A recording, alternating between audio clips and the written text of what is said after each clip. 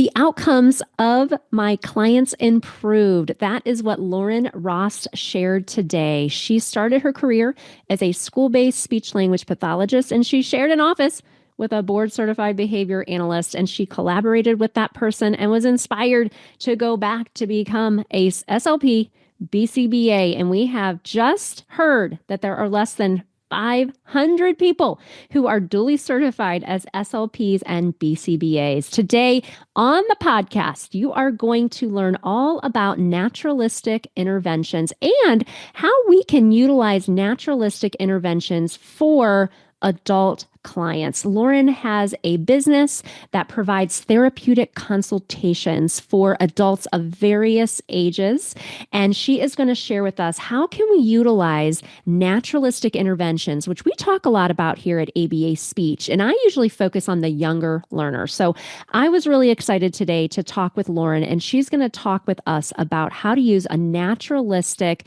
intervention path for adult clients. Let's get into this conversation. I'm Rose Griffin, a speech therapist, board certified behavior analyst, and founder of ABA Speech. It wasn't all that long ago that I felt overwhelmed by providing therapy for my autistic students and any students who were not yet speaking. Fast forward through many doubts, tears, research, and courses, and you will see the framework that I use today and share with over 60,000 readers weekly. One that will help you support your students and feel more confident in the process. I created the ABA Speech podcast to give you simple, step-by-step strategies to help you reach all of your students wherever they are on their communication journeys. If you're a speech therapist, BCBA, RBT student, or parent who's looking to help all students develop a way to communicate with the world, you are in the right place, friend. Let's get started. Welcome to the show. We have Lauren Ross with us today. Lauren is also duly certified as a speech therapist in BCBA, so always fun to connect with a fellow unicorn, as we sometimes like to call ourselves. But welcome to the show, Lauren. It's nice to have you on. Thank you so much for having me, Rose. I really appreciate it. And we were talking about how some stats, Nakia Dower just posted that there are about 488 duly certified professionals, I think, in the world or in the United States. And so thank you, Nakia, for keeping tabs on all of that information. It's so important. And I just think that it's amazing that there's that small of amount of people, but I feel like I'm working my way through meeting most people. So it's a nice small group to be a part of, isn't it? Yes, it's a very unique and small group. And it is surprising because there's so much overlap in the fields that there's only 488. Yes, absolutely. Well, it was nice to meet you. I think we met on LinkedIn. You had posted an article, which we'll talk about in a little bit, that caught my attention. I really do love LinkedIn. It is social media. Some people think that it's not, but it is a professional form of social media, but it is a nice place to connect with fellow speech therapists and BCBAs if you're not over there. So you are duly certified as a SLP BCBA. And oftentimes people will ask me, what is your journey to certification? Or people are starting to take their classes and they want to know about it. But I talk about my journey a lot. So people are probably bored of that. So tell us a little bit about your journey to being duly certified. Yes. So I went through speech therapy. Growing up, I stuttered. And my father also, he still stutters to this day. Mm-hmm. And so speech therapy was my favorite part of school. At that time, I hated school. Yeah. And I was like, I don't want to go. And my mom was like, oh, you'll have speech therapy today. So I think I was 10 when I started saying I wanted to be a speech therapist and went to school for it and went to Old Dominion for grad school and then started practicing in a public school setting. And I was sharing an office with a BCBA. And so we obviously were collaborating and I started to see the outcomes from my clients really improve. And it was just cool to co-treat and collaborate. And after a couple years of him just saying hey, you should go back to school for this. You should go back. I finally enrolled and was certified in 2020. So it was definitely a lot, but I had some great influences and I was very happy to be one of the unicorns now. Wow. Oh, that's amazing. I love hearing everybody's kind of journey into the field. So thank you for sharing that. And I love that your speech therapist was um your favorite part of the day. That's so cool to share that. And so that's neat. Thanks for sharing that. Yeah. You had posted an article on LinkedIn about one of my favorite topics, which is naturalistic developmental behavioral interventions, or NDBI. I have a membership at the ABA Speech Connection where we offer ASHA CEUs and also ACE CEUs, so speech therapists, BCBAs, and now we're doing RBT courses too. And I did a course last September myself that was 5 hours, all about NDBI and naturalistic interventions and how this is really evidence based. And I read this big graduate level text and tried to condense it into actionable strategies. So, but for those listeners that haven't taken that course or heard us talk about it on the podcast, because we have done a couple episodes, can you share with us just a definition of what NDBI is exactly? Yeah. So it's a group of interventions that apply ABA principles in tandem with developmental science. And so shaping, prompting, reinforcement, data collection, all in a natural setting. So where a client is learning the most and where they feel the most comfortable. Yeah, I love that. And I just did a talk on Friday for this cool organization, the Will Gundy Group. I think they're out of Illinois, I think. And I was talking about NDBI, and some of the research I was talking about was from that literature. And it said, when we have an emotional connection in therapy, that our learners are going to make more progress, or we're going to maximize client outcomes, some kind of research jargon to say the kids are going to do better. But just even from you saying in your own lived experience, right? Like you wanted to go to school on the day you had speech therapy, right? Because you were excited about it. And so I think that is something I've been certified in the field for a while now, that we never really discussed all those things. We obviously have always talked about assent, client directed sessions, and things like that. But I do like that this is more of a topic that's in the forefront, that it's not just like, let's sit at the table, let's get all of our work done, and then you can do your reinforcement task. That's like really not how it works, that we really need to embed building a rapport with students. And when we have those emotional connections, that students are going to make more progress. So I know even before we press record, you said you've seen that in your own practice where learners are making more, or your clients are making more progress when you're using more naturalistic interventions. Exactly. Yeah. And it's like, just like you said, if you have a connection to something, you're naturally going to want to do something more and feel more involved in it. So it makes sense that our clients are seeing better outcomes when we're in their naturalistic setting, we're in their home, in the Mhm. group home, or in the work environment. And being able to apply these principles, we see much better outcomes. Yeah. And I love for people that were trained a long time ago, we didn't talk about maybe these things so explicitly. So that's why I think it's nice that this line of research is very evidence based, that we can say. But I still feel like a lot of BCBAs, especially speech therapists that are in my connection, know about NDBI, but a lot of BCBAs still don't know much about NDBI. Like I'll ask in the chat on Zoom if I'm doing a training, like, have you heard of this line of research? Or that's why I like that you posted it, because I do think it's newer, even though I think Laura Schreiben and et al. Had that original article, I think in 2015. But we know that research to practice gap exists. And so, Oh, very much so. It's yes. an air gap that we'd love Yeah. to fill. Yes. So on LinkedIn, people talk about research. That's why I like it. So why do you think it's important, especially for BCBAs, to learn more and implement NDBI in practice? I really think it's important because it's what's meaningful for the clients. So it's where they're able to learn, where they're growing. In my practice, we work only with adults. So a lot of NDBI, if not most NDBI research, is pediatric based. Yeah. But finding those locations and that meaningful aspect for the clients is key. And at the end of the day, it's one of the seven dimensions of ABA is generality. Mm-hmm. And so being able to generalize these skills outside of the clinic, outside of just that very closed setting, and put Mm-hmm. it into play in their home, work, group home settings.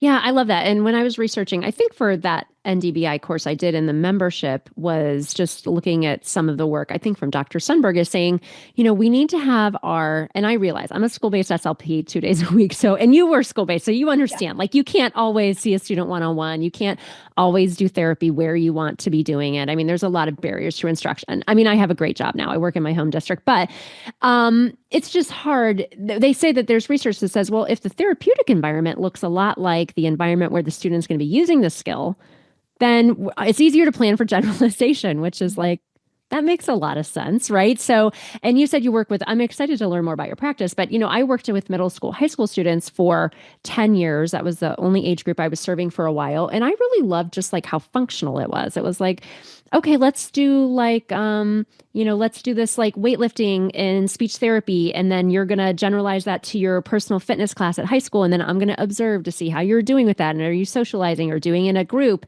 And it's so functional. I find working with older students, like with little kids, well, this is who I am. You got to have all your stuff and there's lots of mini objects and that's great too. Don't get me wrong. I like little kids, but with older people, you're like, this is your environment Yeah. for work, right? This is your domain, and now Yeah. let's come in here and work. And Yeah. I mean, when I was in the school, I think my toolkit Yeah. was like primarily like all toys and just tons Yes. of stuff. My car, I felt like was never clean. Yes. So Lots of now working with bags. adults, it's definitely a lot different. I don't have all the little stuff. Yeah, yeah, yeah. And there's some joy in that. I mean, sometimes There it's is. fun to because we serve like 6 or 7 clinics now in Washington State by providing teletherapy. And my husband, we share an office some days, and he would be like, "How many times are you going to sing Wheels on the Bus?" And I'm like, "A lot." Okay, I'm 46, so I'm not going to retire for a long time, but get used to it, buddy. Get used to it. I don't know You if that can was start just a frequency tracker. yes, exactly. Yes, I need a clicker. I do that with my articulation kids. Like, But tell us a little bit about your practice. Like, what's the name of it, and what types of? You said you serve older clients, so tell us a little bit about that. yeah, so I founded Precision Therapy back in 2022, and we provide therapeutic consultation services to adults with disabilities throughout the state of Virginia. So both in person and hybrid. Mhm. And therapeutic consultation, it's a little bit different than traditional ABA because it's Yeah, not one-to-one with the client. It's right. training the caregivers, whether Mm, that be a parent, sibling, or group home manager, but mm. training that client-specific caregivers on implementing ABA principles. Um, Oh, wow. so they essentially become our RBTs. Okay, yeah. Oh, So interesting. That's cool. How did you get the idea to start that? That's a great idea. I think it's always brave to start a business. it was definitely a lot of thoughts and prep. I had been at a private practice that was primarily focused on clinic-based instruction as well Mm. as school-based instruction. They had about 3 to 5 clients that were doing therapeutic consultation. And Oh, when I first started that, I was like, well, this is amazing. It's yeah. unique, it's meaningful, and Mhm. we're able to serve clients where they are. So applying that NDBI into Yeah. my services with adults. And so in December 2022, I made the leap and started the practice, and it's been growing Wow. since, which has been awesome. Oh, that's neat. So do you think that's state specific, or do you think that Ohio, like, is it funded through insurance or It's funded through Medicaid. And Medicaid? I know Okay. each state is a little different with Yeah. how it's funded. I know in Okay. Virginia, the Department of Justice was kind of how it was funded back in Hmm. 2016. Okay. But I know North Carolina has it as well. I don't know specifically about Ohio. Okay. Yeah, it's interesting. I haven't heard that term before. So I mean, I like that. It sounds very functional. So I would imagine that you are building great relationships with these people that you're helping to train. So have you come up with your own curriculum, or are you providing general information about ABA, or is it general information paired with very specific to that client's situation and environment?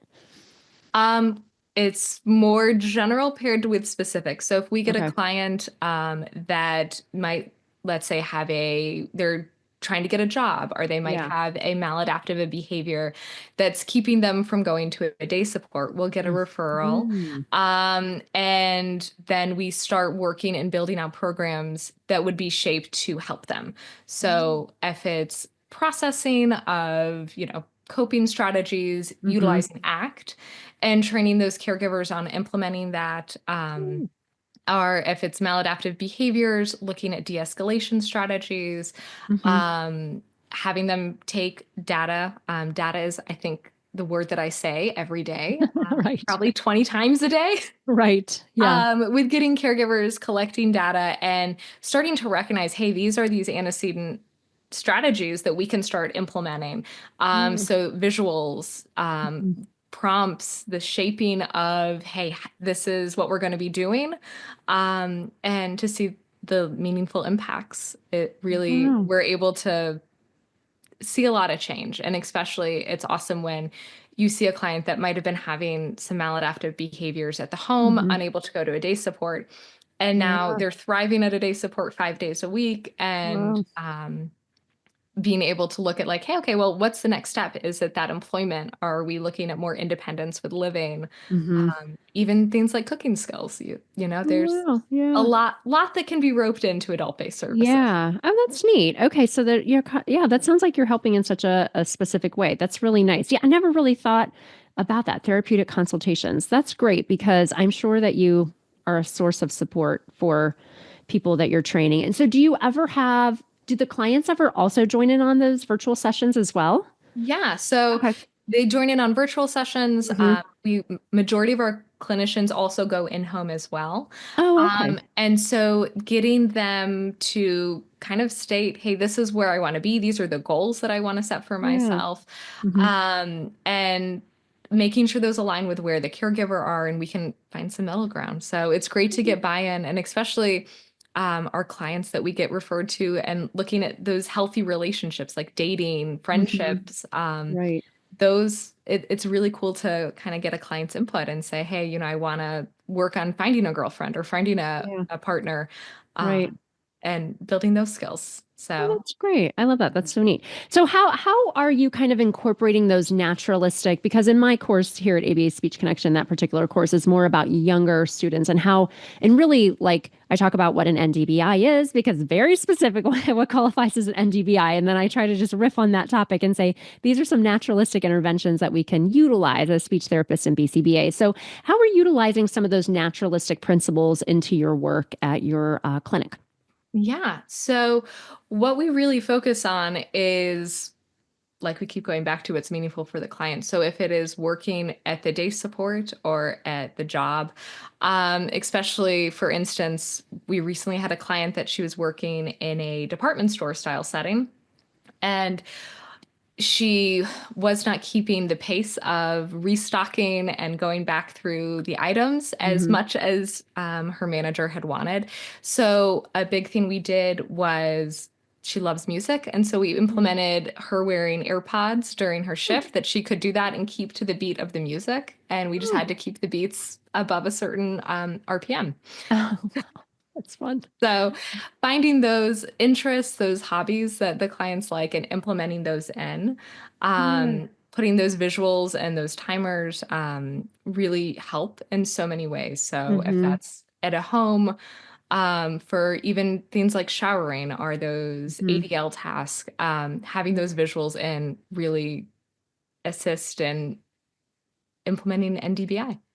Oh, that's nice because I know that sometimes as I just feel like adult services are really tough. Like I just feel like parents and caregivers feel like it's just services they just drop off a cliff is what they describe it as. I've had a lot of people on there either autistic or, it's an autism family member. So that's nice to be able to troubleshoot those types of things because I think that's a thing with like anybody, like as a parent to three kids, like at any time, it's just nice to have somebody to talk with about like, oh, this is hard, or like, this was a success that we had. I think that's really cute about the music and it being faster. So like in my family, like we all like to listen to yacht rock. It's like, which you probably don't even know what that is because you're so young, but it's like really old school music that probably your grandma listened to, but they played in the summer. And it's like, that would probably not be the right music to listen to for that particular client because it's like, you know, it's quiet and it's calm. It's like Kenny G like, you know what I mean? So that's probably not the right vibe No, for the it retail. was this client was very actually into like 90s rap. Oh, same. So Okay. Same. I I got always Snoop. Snoop is in my home office. That's where the harp I play the harp and I have like my little Snoop is there too, the official Snoop on a stoop. Okay, so I'm tracking because I graduated in 97. So that's okay. That's good. yeah. So she had So good taste in music is what she you're has saying. great taste in music. My 90s rap information is now through the roof because of her. Yes. So I Okay. appreciate that a ton. Yes, a Uh, history lesson. Oh But my gosh, that's fun. there is such a cliff when you talk about that with adult-based services where, Yeah. hey, you finish school and it's you have Hmm. these supports and now what next? Yeah. So one thing we really try to do is like connecting with those caregivers and with the clients. It's like, what goals do you want to set? What do you want your day to look like in an ideal Right. world? And Right. what things can we start to do to build that together? Yeah, that's great. I mean, when I was working at middle school, high school, I remember when we would do the adult meetings, I might be seeing a student like once a month out in a work setting, and then we would have the meetings, and it just felt so emotionally charged to me. Like it was like when the students were in my district, they would usually stay until 22. That was kind of how it would stay work. But it reminded me so much of preschool. Preschool was like a very emotionally draining time because maybe parents for the first time are hearing that their child may have a disability or that they're behind in some skills from peers. And I did that for a while, and there was a lot of emotion in those meetings. And I felt like working with students who were about to graduate, it was the same type of like emotion, but then there's like all these people around the table that are like adult job coach and adult services person, and then there's a lot of people that start to become involved that are going to be like nurturing and supporting your case. It sounds like across the lifespan, but Yes, yeah. I think our oldest client right now that we have in the company is right in low 80s. So yeah, oh, wow. so we do see a Wow. full range Yeah. ages, and it's awesome to see like, hey, when we're transitioning and being part of those meetings and part of that plan of like, okay, let's look at a supported employment and let's collaborate Yeah. with your job coach and making sure that we're not seeing any maladaptive behaviors that could hinder their growth or their ability to Yeah. stay there. Oh, I love that. I don't know if you ever read that article. I'm probably going to say it wrong, but it's like allowing our clients to the right to like eat too many donuts and take a nap. Did you ever read that article as a I, BCBA I student? haven't, but you are actually the second person Okay. recently that has discussed this. Oh, you got to look it up. Just go on ResearchGate and put the word donut in. It might come up. But it's just the idea of like finding out what's going on with each person and like why would we hold somebody who has a disability to a higher expectation? Like some days, I want to take a nap, or some days, I'm going through every day I go through Dunkin' Donuts or Starbucks, but I'm getting a donut or whatever. And Yeah. you got to read it, especially working with adults. But it's just kind of like one of those quintessential articles. Anybody could read that article. It's open access now. It's a very old article, but it's just kind of like, let's be personalized. Let's be respectful of everybody. That's funny that somebody else mentioned it to you. Well, you got to read it now. You got to let me Well, know. yeah, and we deal with that all the time where it's like we are holding these individuals to such a high standard. Mhm. But we don't hold ourselves to the same. One of Right. our job coaches, I was talking to them a couple months ago, and they're like, "Oh, this client is just dragging their feet getting back to work," and I was like, "Yeah, I think we've all had jobs like that." Yes. Yes. You're like, oh, let me just 10 minutes on TikTok while I'm eating my lunch. I'll just be right back to that. Yeah, I've been there. Yeah, that's good. Oh my gosh. Okay, you got to read that article. Let me know what you I think will of definitely message you after I read this Yes, article. please do.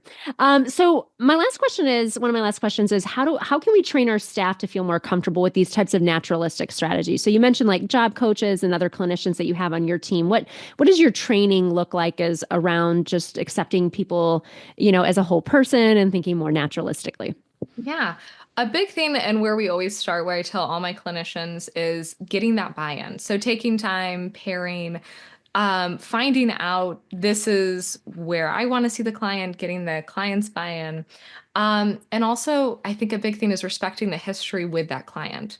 So Mhm. where we are walking in and seeing this client for the first time and saying, hey, these are the behaviors that we're working on. is respecting, hey, they might have had years of ABA services before, and the outcome Right. might not have been super positive. Right. And they might have some level of trauma from working with these behaviors for so long. Mm-hmm. Um, Yeah.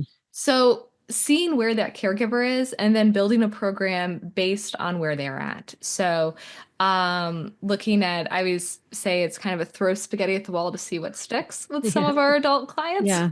Right. where we're collaborating and building out using different principles with data collection, using ACT is a big thing that we utilize so frequently with our adult-based clients, Yep. and training the caregivers, but of course, collaborating. I Yeah. think that's a word that all BCBAs use so much, which is Yes. amazing. Um, but collaborating to say, hey, I can build out this great program, but if it doesn't fit for your family, for this Mm-hmm. environment, like I need feedback and let's find something that is going to work. Yeah. Um, and I'd say collaborating, especially with their data collection. Mm-hmm. Yeah. Um, Data and collaboration. Okay, I love that. Very cool. So where can people find out more about you and your work? Yeah. You can find us on our website, precisiontherapyva.com. We're also on LinkedIn and as well as on Instagram, Precision Therapy VA. Okay, wonderful. Well, it was so nice to meet you, Lauren. Thanks for coming on. Thank you, Rose. Have a great day.